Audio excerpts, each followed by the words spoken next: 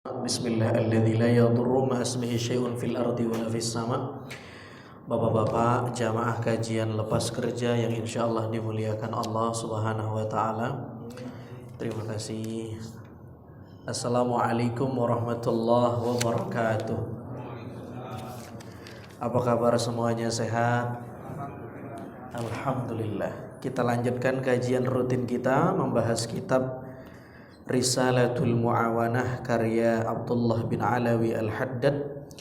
Kita awali dengan menghadiahi Al-Fatihah, sekiranya ada pahalanya semoga Allah sampaikan buat orang-orang tua kita, guru-guru kita, orang-orang yang kita cintai, anak, istri, semua yang telah mendahului kita. Wabil khusus muallif pengarang dari kitab ini, Sayyid Abdullah bin Alwi Al-Haddad. Al-Fatihah. A'udzubillahi minasyaitonir rajim. Bismillahirrahmanirrahim. Alhamdulillahirabbil alamin. Arrahmanirrahim. Maliki yaumiddin. Iyyaka na'budu wa iyyaka nasta'in. Ihdinas siratal mustaqim. Shiratal ladzina an'amta 'alaihim ghairil maghdubi 'alaihim waladdallin. Baik. Kita lanjutkan. Hari ini atau malam ini tema kita berbicara tentang niat, Bapak-bapak. Niat ini penting sekali. Niat ini adalah ruh ibadah. Kenapa ibadah kita sering tidak berefek atau beribadah tetapi tidak bertajassud? Tuhan mengklaim innas salata tanha 'anil fahsya wal munkar. Salat itu mencegah orang berbuat keji dan mungkar. Problemnya adalah banyak orang yang salat tapi masih buat kemungkaran. Yang salah klaimnya Tuhan atau sholatnya kita? Sholatnya kita. Mungkin sholatnya kita berangkat dari niat yang cacat, sehingga hasilnya juga cacat. Saya baru menyelesaikan sebuah buku, insya Allah September ini naik cetak, sudah tahap editing. Buku itu saya tulis ke Baitullah tapi tidak bertemu Allah. Jadi seputar umroh, hikmah dan filosofinya. Salah satu tema yang saya bahas adalah tentang niat. Sehingga kata Nabi, ya'ti 'alan nas zaman yahujju aghniya'u ummati lin nuzhah. Ada orang ke tanah suci itu niatnya traveling aja. Ya enggak? Wa ausatuhum litijarah. Ada orang yang ke tanah suci itu niatnya untuk bisnis. Karena dia punya travel. Ya kan? Atau dia punya saham di travel itu. Wa qurrabuhum lirriya'i was-sum'ah. Ada orang yang ahli ilmu ke tanah suci itu niatnya dalam sebuah riwayat dikatakan untuk popularitas. Dia ustadz, kiai, dia pengen ini loh jamaah saya 2 bus ini, 3 bus ini. Memang ini riwayat ini pahit memang disampaikan, menampar saya sendiri sebenarnya. Tapi ini penting kita hadis ini sifat riwayat ini. Saya tidak sebut hadis karena para ulama hadis meragukan validitasnya, salah satunya Albani. Tetapi isinya tidak bertentangan dengan realita. Banyak yang kesana kan motifnya cacat, niatnya cacat. Nah, baik, kita lanjutkan. Qala al-musannif rahimahullahu ta'ala wa nafa'ana bihi wa bi barakati 'ulumihi fid dharain amin. Bismillahirrahmanirrahim. Faslun wa 'alaika ya akhi bi islahin niyati wa ikhlasiha wa tafaqqudiha wa tafakkuri fiha qabla ad-dukhul fil amal.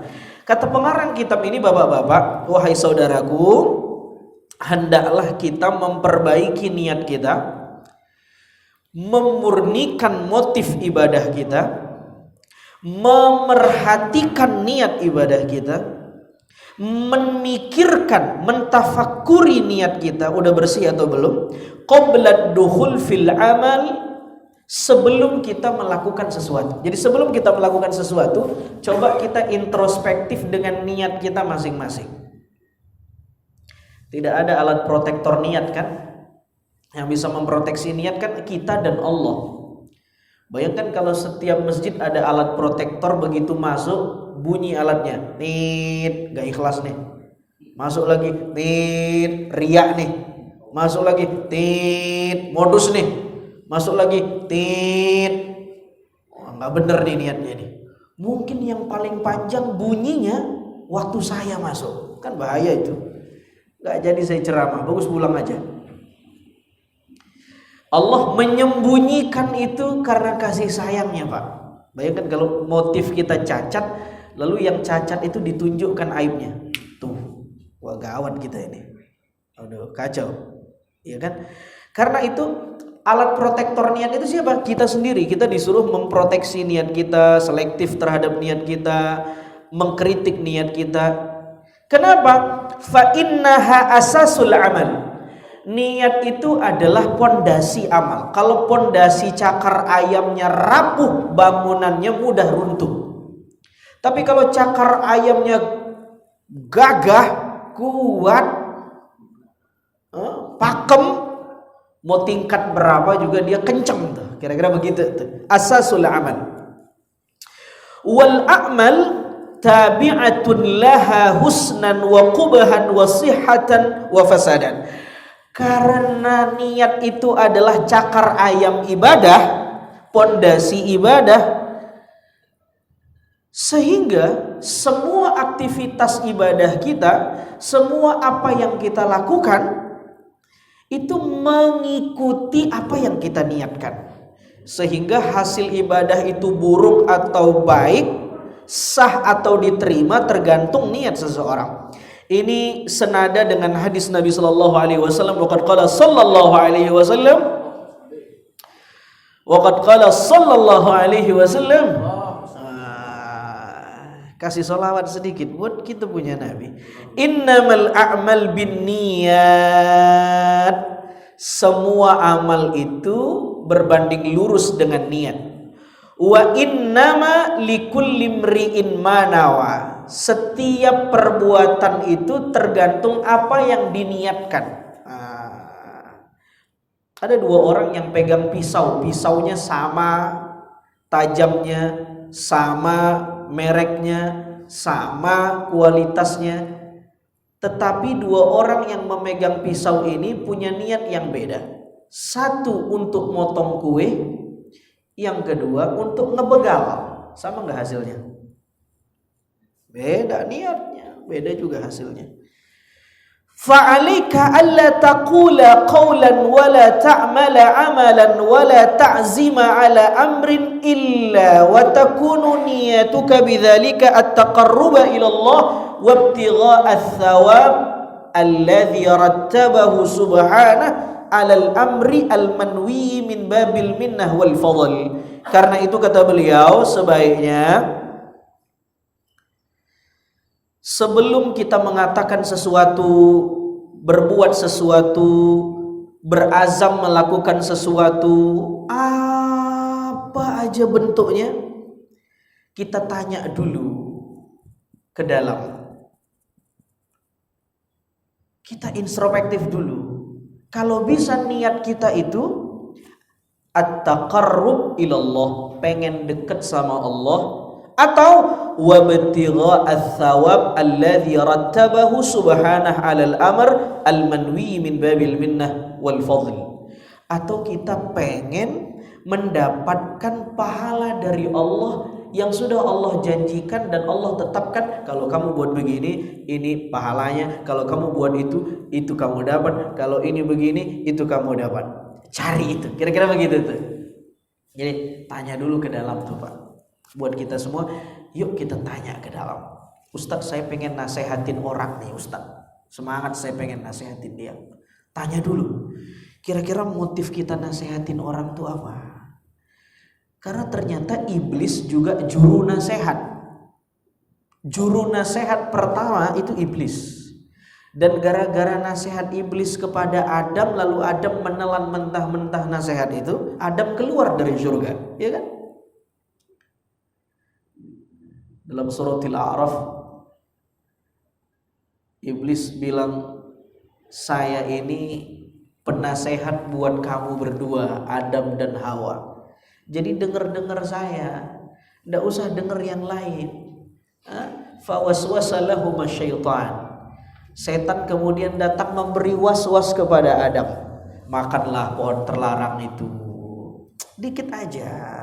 Antakuna malakaini au takuna minal khalidin. Kalau kamu makan, kamu akan kebal dari kematian. Minimal kamu akan kekal di surga. Minimal kamu kebal dari kematian. Malaikat Israel gak bisa cabut nyawa kamu. Udah makan aja. Saya ini juru nasihat. Jadi pejabat teras di surga bertahun-tahun, 2000 tahun jadi guru malaikat. Sudahlah. Iblis juga nasihat, Pak. Tapi motifnya apa? Nah, ini kan ternyata motif iblis ini pengen ngeluarin Adam dari surga, karena menurut dia gara-gara Adam dia dikeluarkan dari surga. Pembalasan, manuver politik dari iblis. Ini ada orang yang menasehati ternyata niatnya untuk apa? Membunuh karakter orang di depan orang lain. Ada dalihnya nasihat, isi hatinya biar orang lain tahu kesalahan dia. Kalau saya tidak kasih tahu, orang tidak tahu dia salah. Jadi saya tegur saja di depan orang, hati-hati. Karena itu mari kita introspektif. Makanya kata Imam Syafi'i, kalau ada orang yang menasehati saya di depan umum, jangan salahkan saya tidak akan mengindahkan nasihatnya. Karena sebenarnya dia bukan sedang menasehati saya, tapi mempermalukan saya di hadapan orang lain. Jadi ternyata adab memberi nasihat itu ada apa? Adab memberi nasihat itu sembunyi-sembunyi, al-israr, nggak boleh di depan ruang publik, kecuali dalam konteks-konteks tertentu. Misal dia melakukan kesalahannya di ruang publik dan berpotensi mengancam nyawa orang-orang banyak. Ya, saat itu harus dikasih tahu. Karena kalau tidak, masa nunggu orang mati dulu baru dinasihatin? Tapi secara umum aja nih, nasihatin itu sembunyi-sembunyi. Nah, sembunyi-sembunyi. Ya. Imam baca ayat keliru ayatnya, kita boleh nasihatin, kan di ruang publik ini berjamaah. Kalau kesalahannya fatal, mentabdil huruf, merubah huruf yang bisa merubah makna, atau menghilangkan harokat, akhirnya yang dia ucap itu berubah maknanya, maka kita wajib nasihatin tuh. Kita tegur ayatnya kalau kita hafal. Tapi kalau cuman kurang 1 harokat, 2 harokat, dengungnya kurang, masa kita mau kritik? Bismillahirrahmanirrahim, kurang panjang, begitu, masuk gitu. Enggak lah. Yang begitu-gitu itu di luar sholat, masuknya ruang privat. Cakep baca ente, tapi tadi kayaknya ada gunahnya yang kurang tuh. Begitu. Jangan waktu sholat, dengungnya kurang tuh, jangan. Ini motifnya apa nih ngeritik imam nih begini nih? Jadi masya Allah, luar biasa. Niat. Lalu kemudian wa'lam annahu, ketahuilah bapak-bapak, saudara-saudara, la yasluhu taqarrub ilallah. Tadi kan beliau bilang, kalau bisa semua yang kita lakukan niatnya itu semua yang kita lakukan itu menjadi asbab kita dekat sama Allah. Coba Pak, coba direnung-renungkan. Semua yang kita lakukan diniatkan taqarrub kepada Allah. Kalau itulah yang menjadi niat kita dalam hidup, kayaknya kita pilih-pilih mau ngomong ya Pak ya. Betul nggak Pak kira-kira Pak? Halo, Assalamualaikum. Mau ngomong, ngelakuin sesuatu, kayaknya kita pilih-pilih. Kita mikir, ini yang saya lakuin ngebuat saya dekat sama Allah atau ngebuat saya makin jauh sama Allah. Kalau makin jauh, saya tunda dulu dah. Kira-kira begitu tuh. Masya Allah.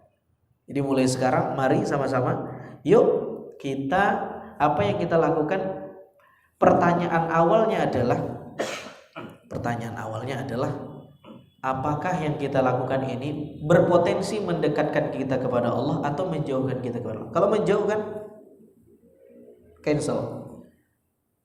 Karena itu salah satu ciri keberagamaan orang Islam yang baik itu min husni islamil mar'i tarkuhu ma la ya'nihi. Di antara tanda-tanda orang itu kualitas agamanya bagus atau tidak, dia akan meninggalkan sesuatu yang gak penting-penting banget buat dia. Begitu ada sesuatu yang gak penting-penting banget, dia tinggalkan. Kalau orang seperti itu, tanda bahwa keislamannya bagus. Tapi kalau masih gado-gado, sholat iya, judi online paling jago, misalnya nih mah, halo, assalamualaikum. Nah ini keislamannya juga gado-gado, belum baik. Sulit, memang kan kita bertingkat Pak. Tapi masa kita mau stuck doang? Saya mau nyamannya begini Ustaz, begini aja dah. Sholat cakep, ngaji cakep, ngomongin orang lancar. Mau sampai kapan kan keislaman kita kayak begitu? Makanya kita dikritik oleh Al-Quran. A'udzu billahi minasyaitonir rajim. Alhaakumut takatsur. Alhaakum. Alha yulhi ilhaan. Alha yulhi ilhaan. Apa artinya? Lahwun. Lahwun itu adalah sesuatu yang melalaikan. Sinonim dari kata ini adalah la'ibun wa lahwun. Kan ada di Quran tuh. Ada la'ib, ada lahwu. Ada la'ib, ada lahwu. Apa bedanya? Kalau lahwun itu mengerjakan sesuatu yang gak penting sampai-sampai kita lalai dari sesuatu yang penting. Itu lahwun. Halo, assalamualaikum.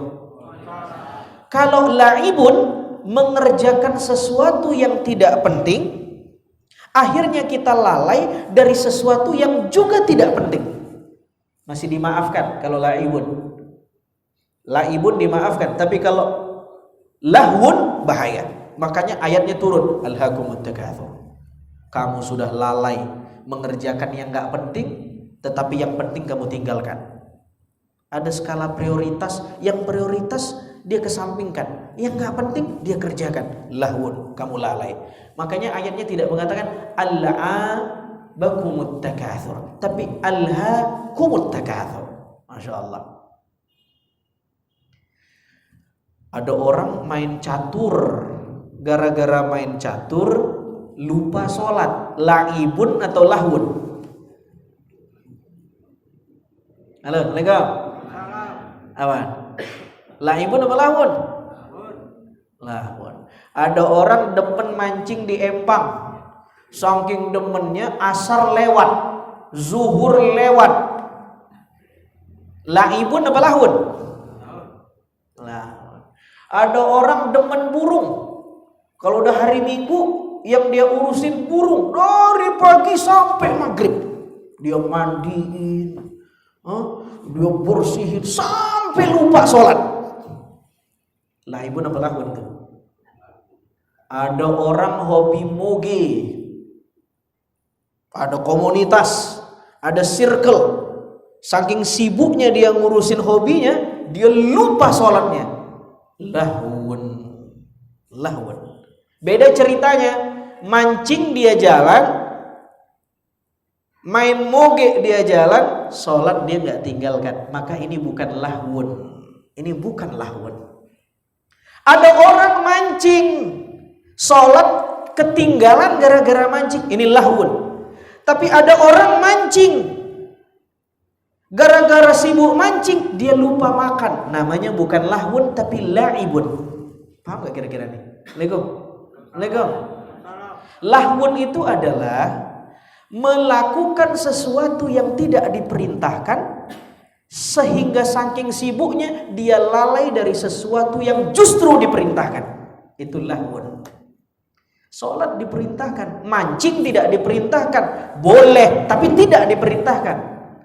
Loh, gara-gara yang tidak diperintahkan dia lalai dari yang diperintahkan, lahwun.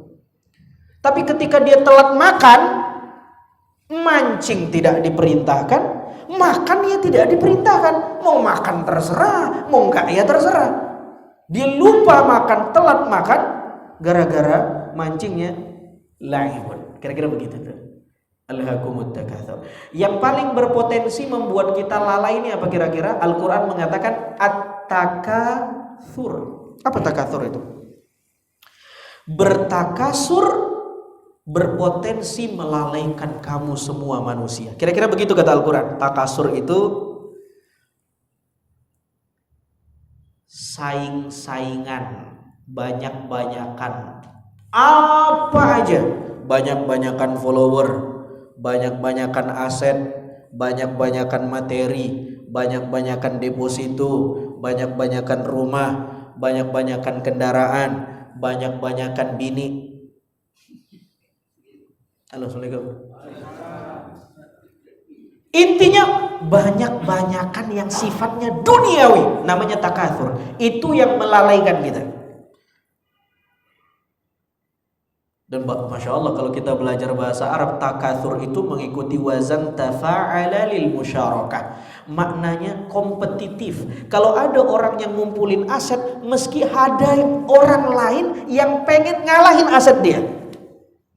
Kalau ada orang yang ngumpulin mobil-mobil antik, mesti ada yang lain lagi kolektor mobil.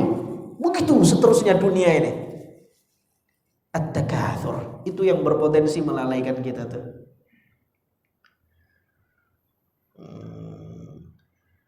Masya Allah. Itu takatsur itu materialisme. Orang menganggap sesuatu itu dinilai dari angka-angka, statistik-statistik. Followernya berapa? Centang biru apa enggak? Viral apa enggak nih? FYP apa enggak nih? Kaya apa enggak nih? Udah S berapa pendidikannya? Semua dilihat dengan angka. Pangkatnya bintang berapa nih? Jenderal bintang berapa nih? Semua dilihat dengan angka. Materialisme. At-takatsur. Ini bahaya. Ini yang akan berpotensi melalaikan kita. Auzubillahi min dzalik. Akhirnya gara-gara angka ini nanti kita akan muncul satu masa di mana kita nggak percaya dengan agama karena agama ini nggak kelihatan. Kan Tuhan mana? Tuhan nggak kelihatan. Akhirnya nanti akan ada orang gara-gara materialisme dia nggak mau lagi bertuhan karena bagi dia beragama itu capek. Saya nyembah sujud Tuhannya nggak kelihatan. Sementara saya cari dunia, dunia kelihatan, ada asetnya, ada bendanya. Udah saya cari dunia aja deh. Akan muncul satu masa kayak gitu nanti itu. Sehingga kata Nabi, akan muncul satu masa di mana kamu akan melihat fitnah yang sangat besar di mana ada orang paginya beriman, malamnya dia kafir.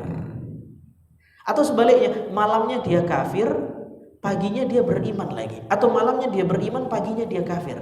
Saat itu agama udah gak punya sakralitas. Orang tidak menganggap agama itu penting, gak sakral lagi.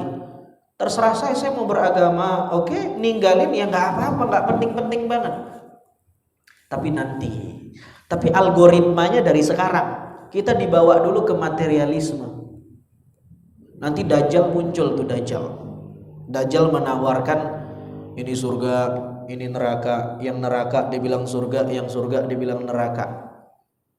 Dajjal diberi kemampuan bisa membuat sesuatu panen tidak pada musimnya, bisa membuat hujan terus padahal tidak musim hujan.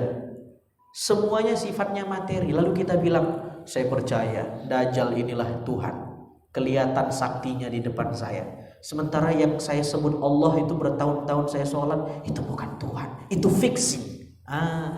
Tapi nanti itu nanti.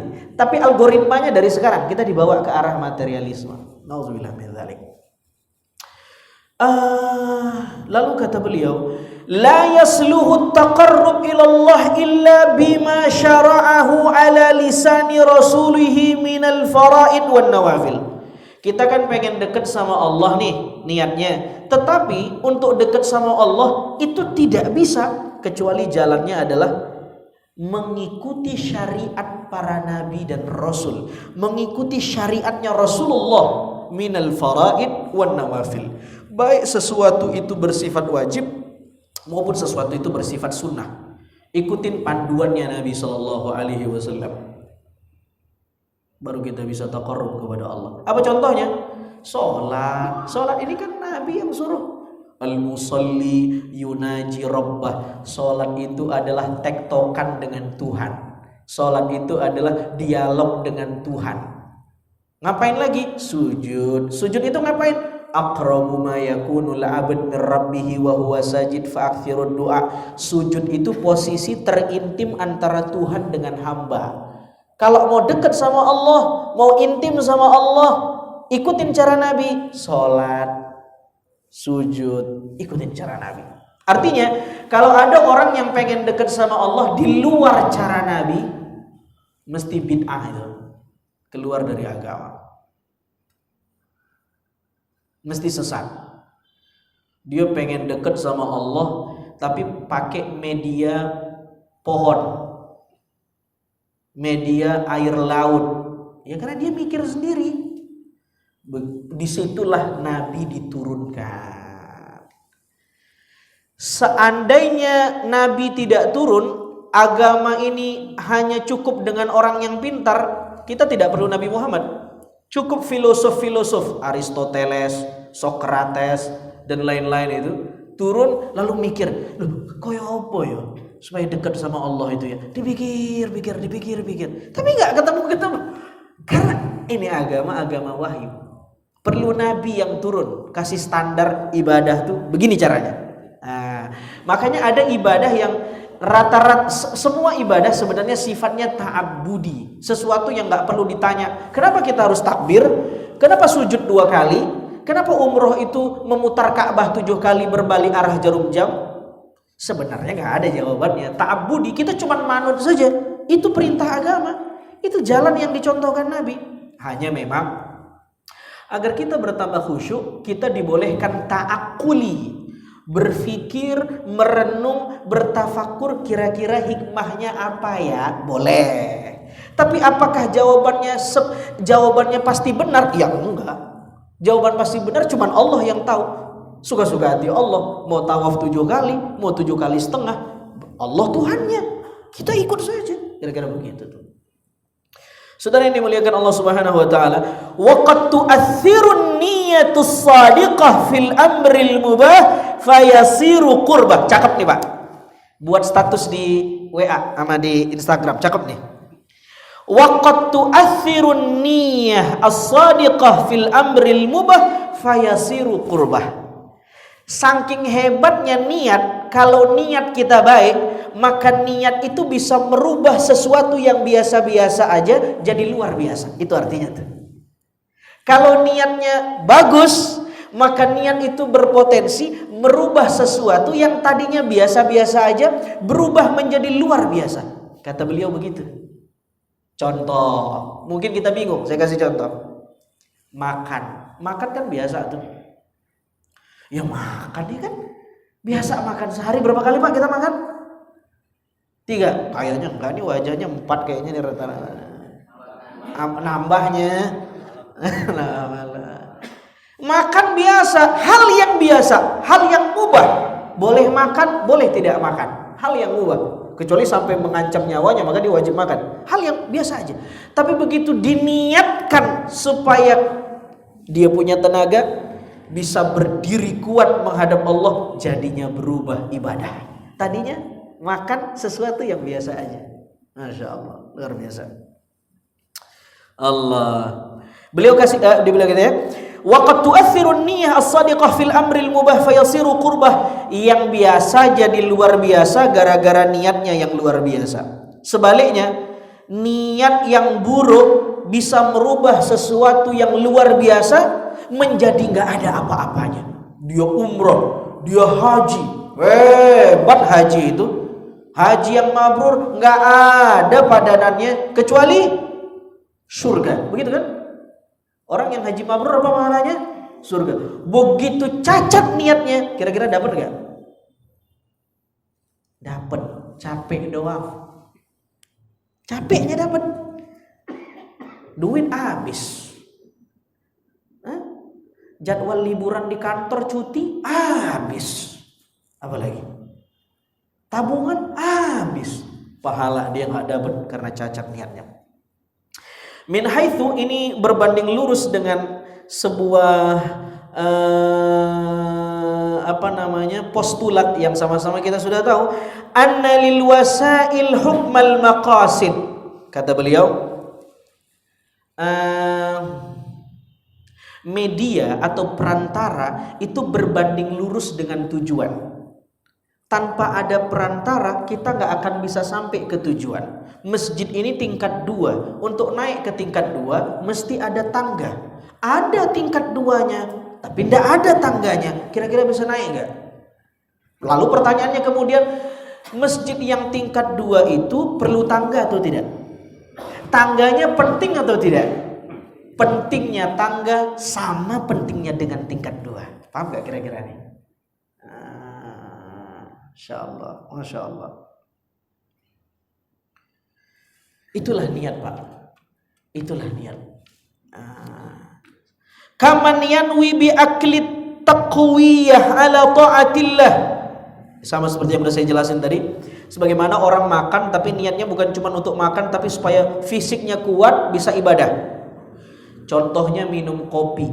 Kopi itu minuman para wali. Siapa yang hobi ngopi di sini? Halo, Assalamualaikum. Hobi ngopi kan nih?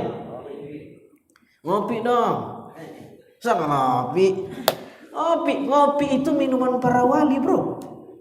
Bahkan, iya betul. Kopi itu minuman para wali. Diceritakan dalam kitab-kitab klasik. Setan kalau mencium semerbak bau kopi, dia minggat. Dia tahu itu tanda ada orang soleh yang gak jauh dari situ. Karena udah nyium bau kopi. Stigma setan di alam bawah sadar setan, di mana ada kopi mesti di situ orang soleh. Orang soleh itu minum kopi niatnya bukan sekedar minum kopi, biar kuat bangun tahajud. Masya Allah. Ini kopi dulu. Beda sama yang kopi sekarang. Begitu dia nyium bau kopi, teman gua nih kata setan. Teman gua nih katanya nih. Begitu setan udah pinter berevolusi dia juga belajar. Dia bilang, oh kagak ada yang tahajud lagi dia ngopi. Yang ada maksiatnya makin kenceng. Dia minum kopi biar maksiatnya makin lama. Malah ada kopi khusus biar maksiatnya lama. Ya gak Pak? Legal? Yang senyum-senyum praktisi kayaknya ini. Astagfirullah, astagfirullah. Ya Allah. Boleh gak ngopi? Cakep itu minuman para wali. Ngopi. Tapi untuk tahajud, biar kuat ibadahnya, ngopi. Tapi kalau ngopi supaya malam melek bisa nyolong rumah orang, wah ini beda urusan. Atau contohnya kata beliau, wabi ityanihi ahlahu at-tasabbuba fi husuli waladin ya'budullah. Atau kita niat nikah. Kita nikah itu niatnya supaya kita punya anak, lalu anak kita itu menjadi anak yang soleh, menyembah Allah Subhanahu wa ta'ala. Maka pahala nikahnya lebih dari sekedar nikah. Kata beliau di contohnya nih. Kalau ada orang nikah, apa niatnya nikah? Apa ya? Ya. Ikut tren doang dah. Temen udah pada nikah, kagak enak. Kita tiap lebaran ditanya kapan nikah. Nikah aja dah. Udah dia cuma dapat itu doang. Dapat bini doang, udah itu. Tapi kalau ada orang, kenapa nikah? Saya pengen ta'afuf, saya pengen iffah, saya pengen jaga kehormatan saya. Gak kuat saya sendiri, saya perlu pendamping nih, buat teman ngobrol, teman cerita, teman tidur. Satu. Yang kedua, saya pengen punya anak.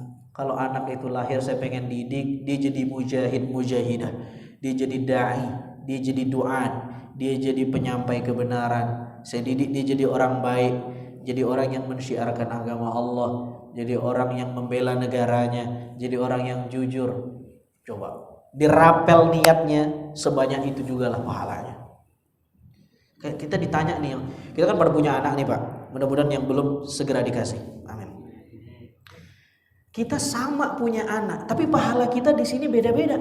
Mungkin ada yang gede, ada yang kecil, mungkin kagak ada pahalanya. Mungkin insya Allah di sini ada pahalanya semua. Kenapa? Niatnya punya anak buat apa? Saya punya anak Saya pengen dia generasi entar dia lanjutin tradisi-tradisi baik yang ada di keluarga saya. Saya didik jadi anak yang saleh, dapat dia pahalanya. Kenapa punya anak? Saya pengen jadiin rodi, ntar di hari tua saya biar ada yang bantu. Udah dia dapatnya itu doang, itu pahalanya. Tergantung niat Pak, tergantung niat. Masya Allah. Ini niat ini luar biasa. Ini niat ini barang antik. Tidak terindra tapi dia katalisator. Tidak terlihat tapi sebenarnya dia motornya gitu loh. Dia yang menggerakkan kita ke kanan atau ke kiri. Lalu kemudian wa yushtaratu li sidqin niyyah an yakuna bihal amal. Karena itu kita disyaratkan oleh agama ya untuk membenarkan niat kita di dalam beramal ibadah ya.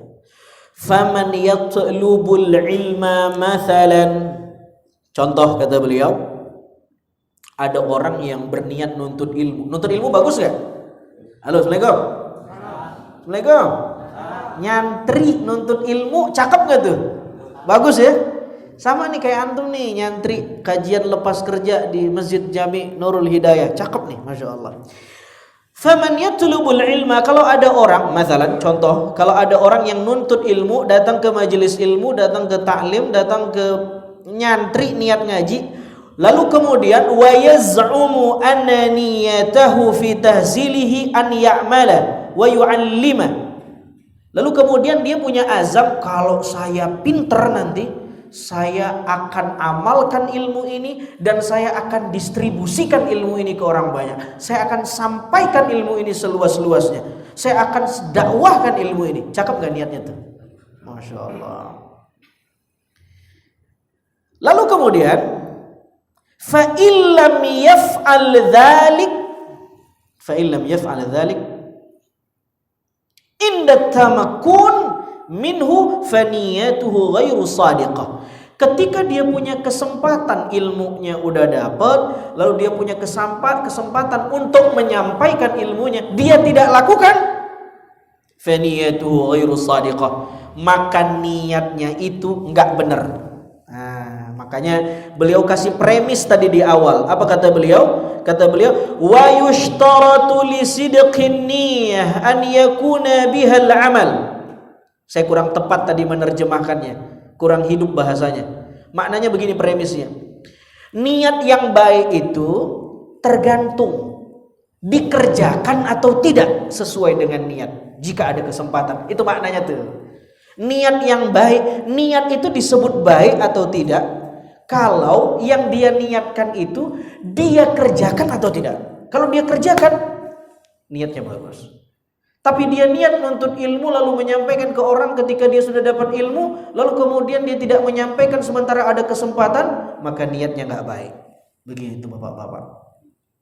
Wa kaman yatlubud dunya. Contoh yang lain kata beliau, ada orang yang pengen jadi orang kaya, pengen jadi konglomerat, jadi aristokrat, jadi borjuis, orang kaya, asetnya di mana-mana. Saya pengen jadi bisnisman. Kenapa? Supaya saya bantu fakir du'afa, orang-orang miskin. Saya sumbang ke pesantren, ke panti yatim, ke masjid-masjid. Saya sedekah. Wa yaz'umu annahu innama yatlubuha li ajli al-istighna 'anil nas, biar saya enggak minta-minta sama manusia. Wa tasadduq 'ala al-muhtajin, supaya saya kemudian bisa memberikan harta saya kepada orang yang membutuhkan. Wasilatil aqrabin, dengan harta saya itu saya bisa menyambung tali ukhuwah, silaturahim. Fa illam yaf'al dzalik indal qudrah alaihi fala athara li niyyatihi. Tapi kemudian kalau dia tidak lakukan itu sementara dia sudah punya kekayaan, indal qudrah, dia udah punya kekuasaan, maka fala athara li niyyatihi, niatnya enggak dianggap. Ada orang sebelum jadi, kalau saya jadi terpilih bupati, kepala daerah, DPR, DPRD, jadi presiden, saya akan.